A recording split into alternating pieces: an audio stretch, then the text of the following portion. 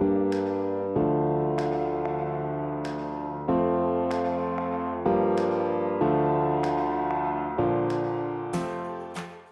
males, around about half the cases we just don't find a cause for. But of the ones we do know about, the biggest group are the ones that involve the testes directly. So things like having had mumps as a child, drinking lots of alcohol, smoking, those things don't help with sperm production.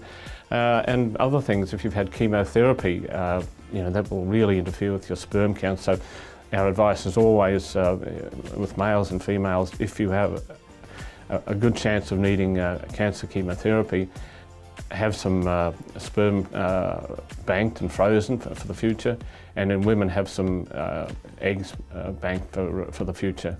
The other causes that we find with males are obstructive ones. So if you've had something like cystic fibrosis, or if you've had a vasectomy or a congenital absence of the vas, that's a problem, and often surgery is useful in these cases. We have other techniques too where we can actually get some sperm directly from the testis via a needle and use that in an IVF procedure to achieve a pregnancy. The smallest group is ones that involve the pituitary and hypothalamus. So this group might include weightlifters who take a lot of anabolic steroids. This, unfortunately, even though it gives you big muscles, it does give you small testicles and reduces your sperm count. So it's not all good.